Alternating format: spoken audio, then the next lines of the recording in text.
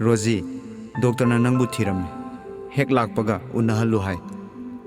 Hojikti lunch matam oire. Leram khigadra ai hange. Mapanda tholaga nurse amada hangubada. Doctor lunch ki satkre. Halakpada unaviu hairakle. Amuk kagi manungda. John na hanglai. Karigi oiramgani. Athuba oiramgani thajade. Ngarangsu unne karisu hairakte. Lunch tagi halaklaga unaraga loire. Sakcha thoklase.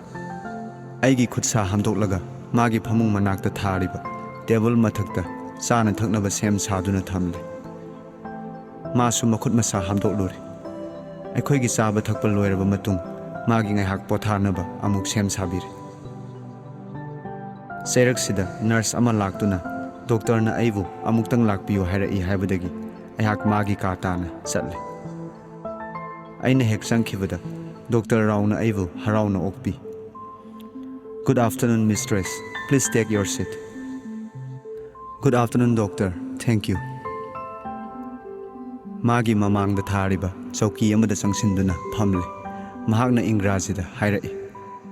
Board na tanavada shock therapy gi layengda yengnabagi warep lawre. Electric ki web piduna layanga dobagi wane. Oral treatment su pigani. Saliva sayol asigi manungda haurasi lepnare.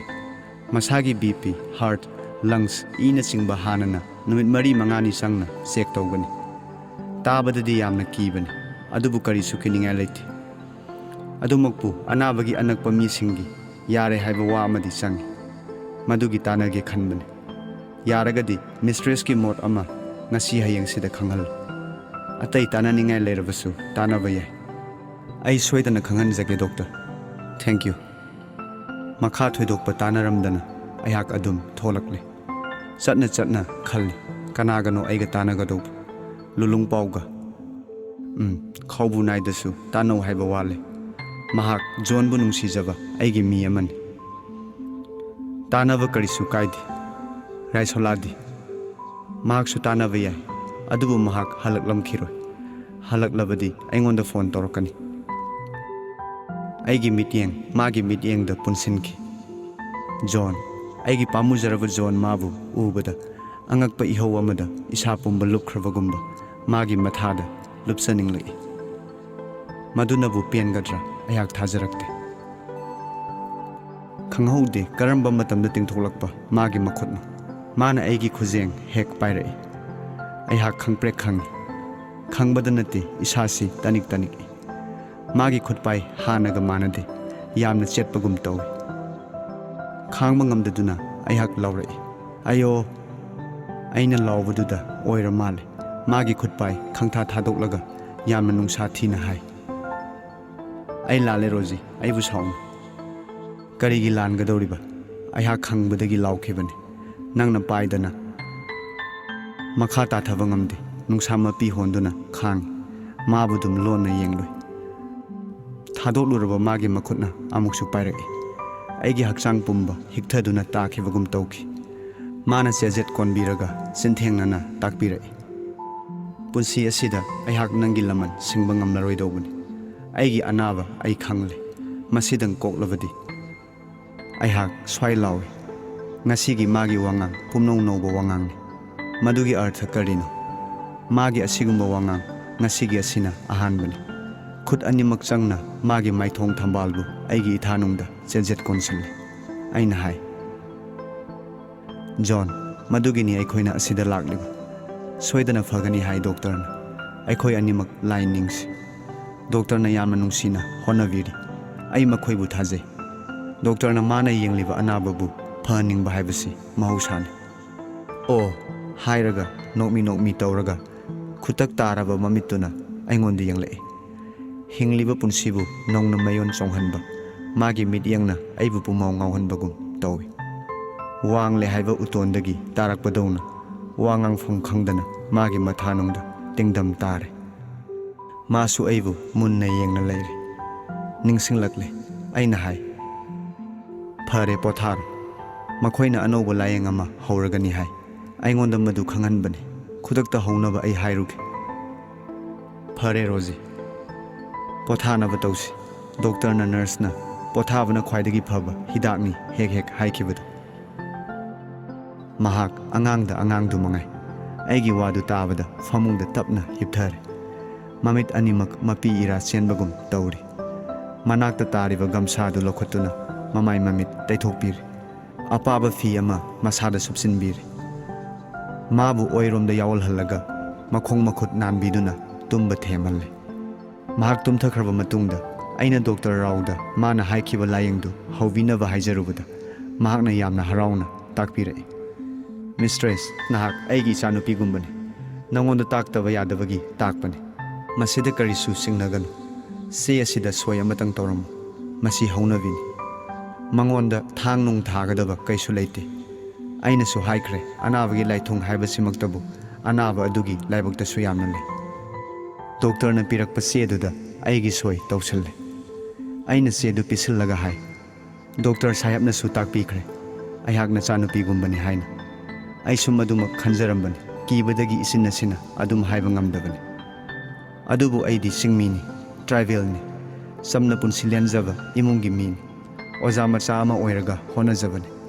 Aikhoigi kana amata leijade magi anaba sidang koknaba honabiyu. Asi hairaga aina khut ani lonaduna makhong paiduna khurumle. Doctor hogalaktuna aibu kokta nanbi. Haunade ibema adumak isorna thaujan bisan ipana honagani. Nangsu sem saw ayhak matam chana khangalakki. Nahak waragani potharuri. Thank you sir. Khut lonaraga ayhak kadudagi tholakle. Kaidongai anoba layengdu haugadagi haiba ikhang khangalaktana. Mangani tarukni haukraba matung. Hayeng haugani haibadudagi nongma mangjaunana layengdu hauragani khanganbirakle.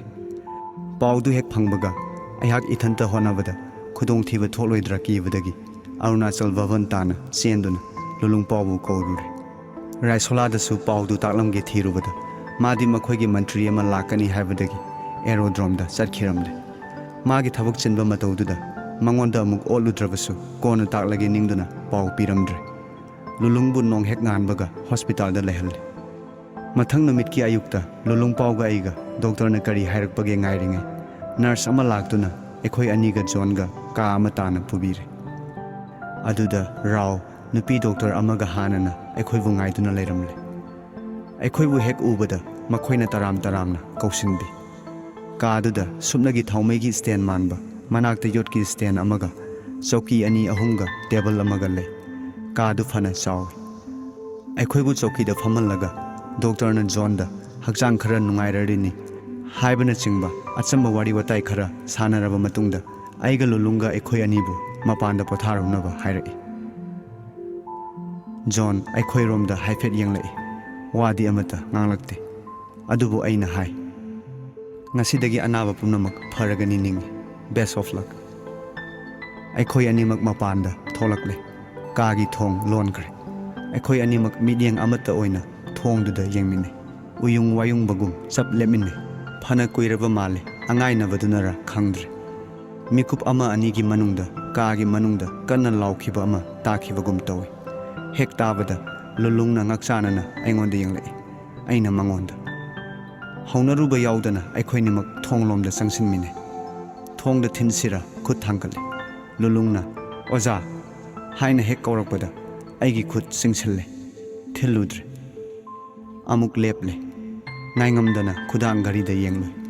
Ikui kuidana thongdo hangdolakle. Sangla sira khalingai nurse na pardadu haigatlaga sanglakpa yarani langdi langbiganu hairai. Aikhoi animak kagi manungda sangle. Doctor animak apron litlamne. Makhoi animak phamduna leiramle. John na kadaida. Mahak amata ngaiba phamungduda tumbagum sadrang tumin hiblamne. Madu hek ubada ai swai lawi. Khanghaudana khong animak magi nakta thangbagum torai. Doctor na sonthangnana hai. Please, mistress, let him rest. Hangna sabadona khanglep leple. Amuksu hairai. Don't worry, he is taking a nap. Let him. Sangning baga khamlakpaga anigi marakta ai leple. Doctor na chokida fammu hairakpadagi ayhak ahangba chokiduda famle. Makha kari hairakpa ngaiduna leire. Anoba layeng haukrabagi matung Ayama matamda John mathanda thami. Tumlingaida adup yanghanba natana ekhoigasu unahande. Doctor da hangbada nongmani ni ngai kho haina takpi. Sayol amarom asumna lelaba matungda aihak ngaingamlaktraduna maga wari watai amutang sanahanbiu hairubada Dr. Rauna noktuna hairi. Mistress, there is no cause for worry. Your husband is improving. Wait for a day or two. Aihak langtaknabana laivam khanglakte. Aigi itawdu ubada lulung pausu anak hotel aduda adum leire. Mahak uraga aigi awa pothavam oirei. Nongma ayuk ama mana aivu wafamsi Mistress holagasu amutang tanavana fagadra haibadagi aikhoi ani Arunachal Bhavanda satsi thominarei. Hospital gi gate maktada thaduna leiba jeep gari amadagi police officer amana aingonda apanana hanglei. Good morning, Mistress. Are you Mistress Rosie from Manipur? Aina ingangakna khumi mani haina. Adudagi amuksu. Is he Mr. Lulungpaw? Adumasu summi khumi. Kudak tuda mana se ama aingonda utlaga Ingraji da hai. Ai Central Delhi gi station house officer ni. Aina ulivasi Mistress ka Lulungpaw ga phana naba warrant ni. Aihak Arunachal Bhavandasu chaluravani. Jeep asida animak akhatpirau. Station house da chananaba. Ai kari haigadavanu khangdri. Lulungpawsu aingonda yengduna leire. Aina khumi. Officer sahib, case asi minambani. Madu pumnamak station house ta ngangnarubana phagani. Lulungpaw marai lukthaidi haibabu aigi yaka ngaibagum tawi. Mahak karina phava karina phattaba khanba ngamgani thajade. Aihak nungsa thirai. Mahak singnaba yadaba angangni. Tofam khangdaduna ai lulungbu themjilli. Lulung fingat kanu makhoigi station house yauraga ningthina bhabta na ngangnarusi. Ngahak tang salusila. Aina hana jeep gari duda kakhalle. Masu kakhalakle. Gari gi manakta leplamba constable ani ahumsu kakhalakle. Gari du nungsit ki mang thana thaugalakle. Mathang mathang lambi paring phana yamna lanthoklalaga makhoigi police station phangle. SHO gi kani haiba amada aikhoibu pusinduna phamhalle. Mahak thangnaba ka amada sangkhre.